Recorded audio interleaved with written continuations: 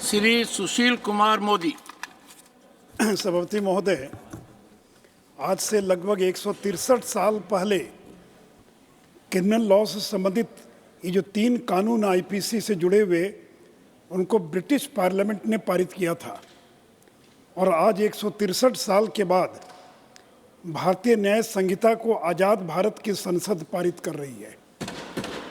सभापति महोदय, आईपीसी को ब्रिटिश क्राउन के निर्देश पर थॉमस बेबिंगटन मैकॉले ने तैयार किया था और आज इस कानून को भारतीय न्याय संहिता को नरेंद्र मोदी जी के निर्देश पर अमित शाह की टीम ने तैयार करने का काम किया है। महोदय, जहां पुराने कानून का नाम अंग्रेजी में था इंडियन पेनल कोड, वहीं नए कानून का नाम हिंदी में है भारतीय न्याय संहिता। महोदय, जहां आईपीसी और सारे कानून भारतीयों को दंडित करने के लिए बना था, वहाँ भारतीय न्याय संहिता भारतीयों को न्याय देने के लिए बना है।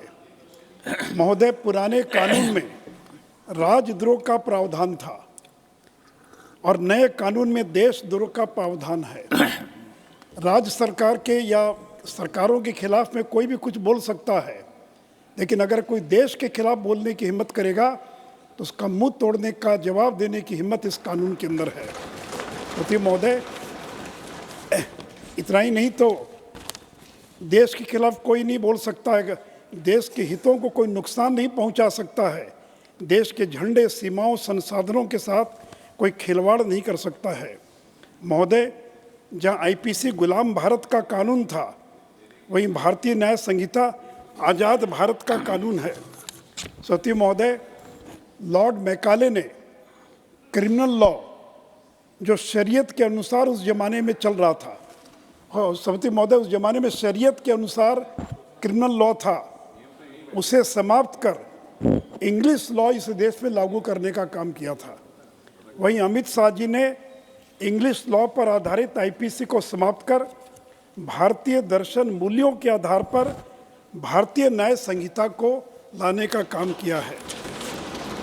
सभापति महोदय, अगले 150 साल तक देश और दुनिया श्री नरेंद्र मोदी और अमित शाह के नाम को याद रखेगी।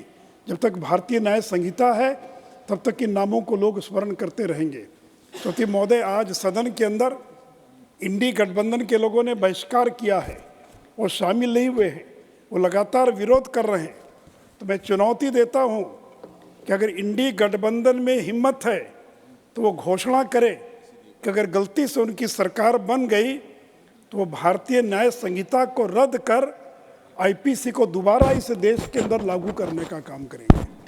तो सभापति महोदय, मुझे पूरा विश्वास है कि ये जो तीनों कानून बने हैं, ये देश के इतिहास के अंदर और मील का पत्थर साबित होंगे। धन्यवाद।